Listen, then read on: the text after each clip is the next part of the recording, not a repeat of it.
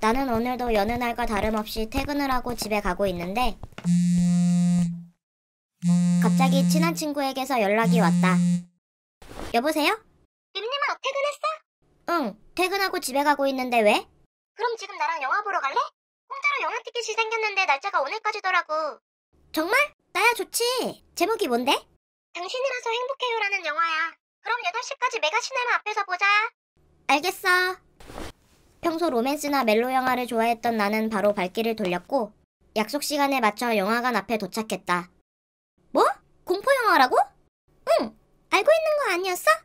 하지만 영화관에 도착하고 보니 친구가 보자고 했던 영화는 내가 예상한 것과 달리 공포 영화였다. 아니, 영화 제목은 누가 봐도 멜로나 로맨스 장르잖아. 야, 나 그런 장르 싫어하는 거 알잖아. 아, 맞다. 너는 공포 영화 못 보지? 못 본다기보다는 그냥 좀 피곤하면 가끔 이상한 게 보이고 그래서 꺼림칙한 거지. 에이, 설마 영화관 안에서 뭐가 나오겠어? 그리고 이거 15세라서 별로 무섭지도 않을 거야. 나는 몸이 피곤할 때면 가끔씩 귀신이나 이상한 형체를 목격하곤 했는데 그 탓에 공포 영화는 잘 보지 않는 편이었다. 응?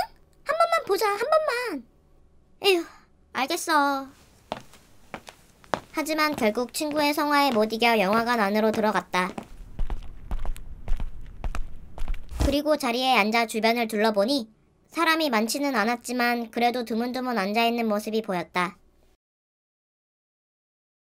이제 시작하나 보다.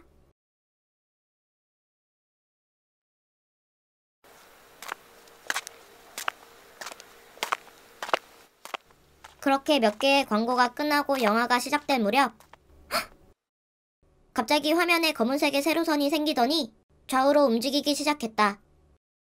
그런데 더 이상한 건 그 선이 쉴 새 없이 화면에서 움직이는데도 불구하고 친구는 물론 다른 사람들까지 조용히 영화를 감상하고 있는 것이었다. 그래서 나만 보이는 건가 싶어 그 선을 자세히 보는데 화면의 윗부분 선의 끄트머리에 사람의 머리가 달려있는 것이 보였다. 나는 그제서야 그 선이 길다란 목이란 것을 깨닫게 되었다. 그런데 그 사실을 깨닫는 순간 그것과 눈이 마주치고 말았고 손이 덜덜 떨릴 정도로 무서워진 나는 옆에 앉은 친구의 손을 꽉 잡았는데 친구는 손에 땀이 차는 게 싫었는지 손을 휙 빼버리는 것이었다. 때문에 나는 거의 기절 직전의 상태로 남은 시간을 견뎌야 했고 영화가 끝난 뒤에는 온몸이 식은땀으로 젖은 채 영화관을 나올 수밖에 없었다. 역시 생각보다 별로 안 무섭다. 그치? 하지만 무서웠던 것보다도 아까 친구가 내 손을 뿌리친 게 너무 서운했던 나는 친구에게 화를 내고 말았다. 야, 너 진짜 너무한 거 아니야? 뭐가? 아까 영화 시작할 때 말이야. 그때 이상한 게 보이길래 무서워서 네 손 잡은 건데 어떻게 그렇게 바로 손을 빼버릴 수가 있어? 내가 원망스럽다는 듯이 묻자 친구는 잠시 당황한 듯 하더니 곧 조용히 답했다. 그게 무슨 말이야? 난 자리에 앉을 때부터 나올 때까지 양손으로 빡 껴안고 있었는데? 손을 잡힌 적이 없는데 무슨 소리라는 거야? 그렇다면 내가 잡은 건...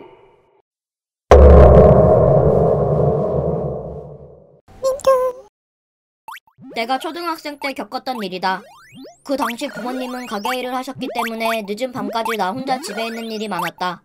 그래서 나는 제일 친한 친구와 함께 우리 집에 있는 2인용 팩게임을 하며 저녁까지 놀곤 했다. 그리고 그날도 친구와 밖에서 놀다가 날이 어두워진 뒤 우리 집에 팩게임을 하러 갔는데 현관 옆 소화기 밑에 있어야 할 집 열쇠가 받침대 위에 놓여있는 것이었다. 평소에 집 열쇠를 놓는 위치가 아니어서 의아했지만 부모님이 낮에 나가시면서 깜빡하고 위에다 놓으셨나 싶어 대수롭지 않게 생각하며 열쇠를 들어 현관문을 열었다. 그런데 집으로 들어가니 신발장에 헌 옷과 보자기가 올려져 있었고 거기에선 난생 처음 맡아보는 고약한 냄새가 진동을 했다. 아우 냄새! 엄마 아빠는 왜 이런 걸 안 버리고 신발장에 올려놓은 거야? 깜빡하셨나 보지. 야 빨리 들어가서 게임하자. 친구는 바로 거실로 들어갔고 나는 게임하기 전에 손부터 씻으려고 화장실 문을 열었는데 화장실 문이 잠겨있는 것이었다. 문 고장났나? 비상키가 어디 있었더라? 림님아 빨리 와! 게임 켰어! 비상키를 찾으려 했지만 친구가 빨리 오라기에 나는 부엌에서 대충 손을 씻고 친구 옆으로 가서 게임을 했다. 그렇게 친구와 팩게임을 한 지 1시간 정도 지났을까? 너 왜 자꾸 저기서 죽냐? 저 구간이 너무 어려워. 한창 친구와 게임에 집중을 하던 그때 화장실 쪽에서 문 손잡이의 잠금 버튼이 풀리는 소리가 났다. 그 소리를 듣자마자 친구와 나는 그대로 몸이 굳어버렸다. 그러다 천천히 고개를 돌려 화장실 쪽을 쳐다보자 화장실 문이 아주 조금 열리면서 그 안에 있는 사람과 눈이 마주쳤고 너무 놀란 나와 친구는 아무 말도 못하고 몇 초간 가만히 있었다. 사람이 극도로 놀라면 눈물이 날 수도 있다는 걸 그날 처음 깨달았다. 그리고 잠시의 정적이 흐른 후 나는 용기를 내 입을 열었다. 누구세요? 그런데 내가 말을 마치자 화장실 문이 점점 더 열리더니 그 안에서 낯선 남자가 나오며 우리 쪽으로 걸어오는 것이었다. 겁에 질린 나랑 친구는 거실 옆에 있는 통유리로 된 베란다로 도망친 뒤 그 남자를 자세히 보는데 그 남자는 마른 체형에 키가 컸었고 머리랑 수염이 산발인데다가 두꺼운 옷을 입고 있었으며 오른쪽 손가락이 3개밖에 없었다. 그렇게 그 남자는 이쪽으로 다가오더니 베란다 문을 열려고 했고 나랑 친구는 통유리 문 하나를 앞에 두고 필사적으로 버텼다. 때문에 얼굴을 맞대면서 있게 됐는데 살면서 가장 공포스러운 순간이었다. 심지어 그 남자가 힘을 조금만 더 써서 문이 살짝 열리려고 하면 그 후에 일어날 일들이 무서운 상상으로 다가와 울음이 끝도 없이 났다. 그런데 다행히 그 남자는 팔이 불편한 사람이었던 건지 곧 문 여는 걸 포기하고 베란다 문을 거실 쪽에서 아예 잠궈버렸다. 하지만 우리가 안도하는 것도 잠시. 그 당시 베란다로 통하는 문이 안방에도 연결돼 있었는데 그 남자가 천천히 안방으로 향하는 것이 보였고 아차 싶었던 우리는 바로 베란다 난간문을 열어 밖에 있는 경비 아저씨를 향해 미친 듯이 소리 질렀다. 경비 아저씨 살려주세요! 501호에 빨리 와주세요! 제발 도와주세요! 그러자 안방으로 향했던 그 남자가 우리들이 외치는 소리를 듣고는 다시 거실로 나온 뒤 서랍을 몇 번 뒤지고선 신발장에 있던 헌옷보자기를 들고 나가버렸다. 그 모습을 본 우리는 다리에 힘이 풀려 자리에 주저앉았고 남자가 나갔음에도 불구하고 여전히 공포에 질려 한참이나 베란다에서 벗어나지 못했다. 그러다 몇 분 뒤 베란다에서 밖을 내다보니 그 남자가 보자기를 들고 유유히 우리 아파트를 나가는 모습이 보였고 동시에 경비 아저씨가 우리 집에 들어오며 경찰에 신고하면서 우리는 베란다 밖으로 나올 수 있었다. 그리고 그 후에 손가락이 몇 개 없다는 신체적 특징과 생김새, 옷가지를 토대로 수사를 시작한 끝에 1시간도 안 돼서 그 남자를 체포했는데 알고 보니 전과 있는 노숙자였다고 한다. 다행히 그 뒤부터 집에 누군가 침입하거나 하는 일은 일어나지 않았지만 20년이 지난 지금까지도 그때의 공포는 아직도 잊을 수가 없다. 나는 최근에 한 대학병원의 보안요원으로 취직을 했다. 보안요원이라는 직업 특성상 야간에도 근무를 하며 혼자 순찰을 도는 경우가 있기는 하지만 딱히 겁이 많은 성격도 아니었거니와 같이 일하는 동료들이 잘 대해주었기에 나름 만족스러운 직장이라고 생각하며 지냈다. 그러던 어느 날 선배 동료 한 명과 야간 근무를 하게 됐는데 스케줄표를 보고 있던 나를 보며 동료가 물었다. 툴님씨, 비간은 아직 순찰 안 돌아봤죠? 아, 네. 그동안은 A간만 순찰 돌았었는데 오늘 처음으로 B간 순찰 도는 날이에요. B간은 10층까지 있는데 10층은 옥상이니까 문 잘 잠겨있는지만 확인하면 되고요. 9층은 아직 사용하고 있지 않아서 비어있을 거예요. 근데 B간 9층에 관한 괴담 있는 거 알아요? 그런데 뜬금없이 동료가 B간 9층에 관한 괴담을 아냐고 하는 것이었다. 괴담이요? 이건 우리 근무자들 사이에서 전해져 오는 괴담인데 새벽 2시에 B간 9층을 순찰하면 꼭 하이힐 소리가 들린다는 거예요. 네? 하이힐 소리라뇨? 여지껏 거기 순찰을 돌았던 근무자들이 하나같이 그 시간에 9층 순찰을 할 때면 하이힐 소리를 들었다고 하더라고요. 동료는 나를 보며 진지하게 말했지만 나는 그 말을 믿지 않았다. 그 동료는 평소 장난기가 많기도 했고 무엇보다 내가 알기로 B간 모든 층의 바닥은 스펀지같이 푹신푹신한 재질로 되어 있었기 때문에 보안요원들이 구두를 신고 걸어도 구두 소리가 나지 않는 걸로 알고 있었다. 에이, 또 저 겁주려고 장난치시는 거죠? 이번엔 안 속을 겁니다. 아이고, 진짜라니까 그러네. 아무튼 이제 순찰돌러 갑시다. 그러다 우리는 순찰돌 시간이 되어 각자 맡은 구역으로 가 순찰을 하러 갔고 나는 1층부터 천천히 순찰을 돌기 시작했다. 그리고 얼마나 지났을까? 한 층 한 층 올라오며 순찰을 돌다 보니 어느덧 9층에 도착했고 문득 시계를 보니 시간은 새벽 2시를 막 넘어가고 있었다. 나는 빨리 순찰을 돌고 내려가기 위해 어두운 복도를 걷고 있는데 구두 소리가 들렸다. 처음에는 동료가 순찰을 마치고 온 건가 싶어 순간적으로 뒤를 돌아봤지만 내 뒤에는 아무도 없었고 괜히 오싹해져 걸음을 빨리 하는데 또 한 번 구두 소리가 들리는 것이었다. 심지어 그 소리는 묵직한 남자 구두 소리가 아닌 맑고 청아한 느낌의 여자 하이힐 소리였으며 동시에 아까 동료가 했던 괴담이 생각나 온몸에 식은땀이 흐르기 시작했다. 하지만 그 자리에 멈춰있을 수도 뛸 수도 없었기에 그 소리의 존재가 나를 못 보길 바라며 아무것도 들리지 않는 척 일정한 속도로 계속해서 걸었다. 그런데 하이힐 소리를 자세히 들어보니 내가 걷는 속도보다 반박자 느리게 들려오는 것이었다. 마치 자신이 여기 있으니 쳐다보라는 듯이. 그리고 생각이 거기까지 미치자 순간 의문점이 들었다. 분명 비관의 모든 복도는 재질상 구두 소리가 날 수 없는데 어디서 소리가 나는 걸까? 그러다 한 가지 생각이 머리를 스치며 난 공포감이 극에 달했다. 내 걸음걸이를 보며 걸을 수 있고 내가 멈추면 똑같이 멈추며 뒤를 돌아봐도 보이지 않는 위치.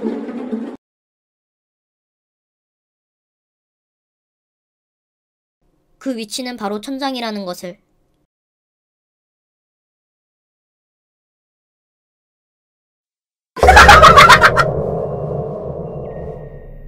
그 일이 있고 나중에 알게 된 이야기가 있는데 새벽 2시는 귀신들의 기운이 가장 센 시간이라고 한다.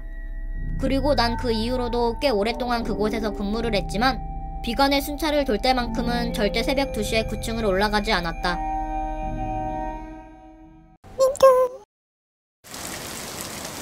나는 대학생이다.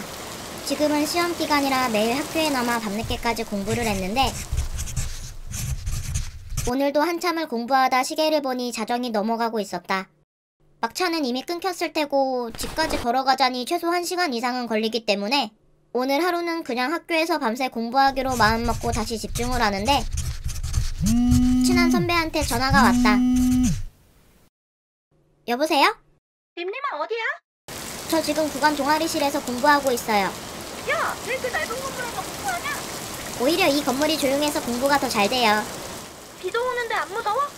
더 집중되고 좋은데요 뭘. 너도 참 이상하다. 아무튼 그래도 본관이랑 떨어져서 외진 곳에 있는 건물이니까 문 꼭 잠그고 공부해. 네 알겠어요. 선배와 전화를 마친 나는 동아리실의 문을 잠그고 다시 공부를 하기 시작했다. 그리고 공부한 지 몇 시간이 지났을까?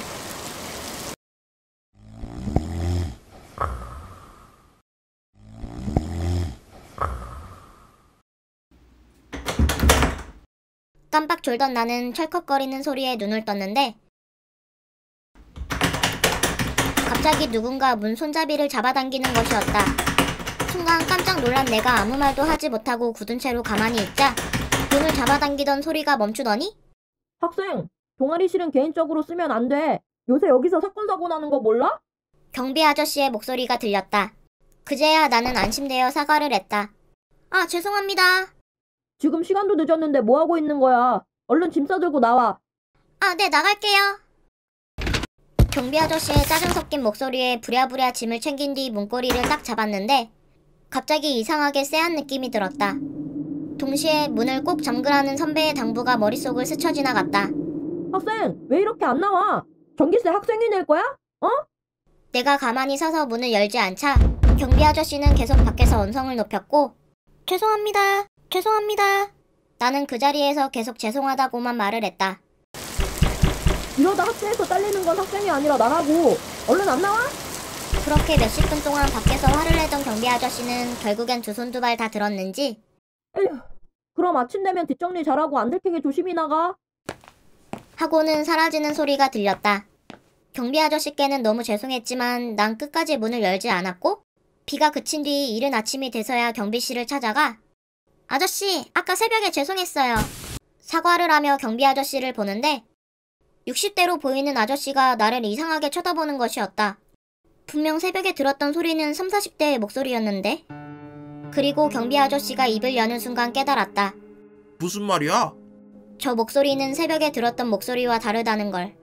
아저씨, 혹시 아까 새벽에 구간 동아리실 오지 않으셨어요? 아니면 교대하신 지 얼마 안 되셨나요? 이 학생이 왜 이래? 오늘 당직이라 하루 종일 내가 경비 섰는데 그리고 구간을 순찰한 적 없어. 왜? 무슨 일 있었어? 아니에요. 그렇다면 새벽에 동아리실 문을 열려고 했던 사람은 누구였던 걸까? 나는 믿을 수 없다는 듯이 다시 구간으로 달려갔고 아까 나올 때는 의식하지 못했던 구간 입구에는 조금 흐려졌지만 누군가의 것이 분명한 발자국이 여기저기 찍혀 있었다. 그리고 그 발자국들을 본 순간 나는 그대로 얼어붙었다.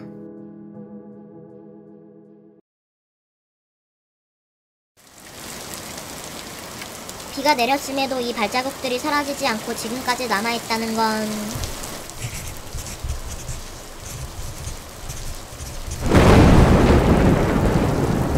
비가 그칠 때까지 그 사람이 아주 오랫동안 날 지켜봤다는 뜻이니까.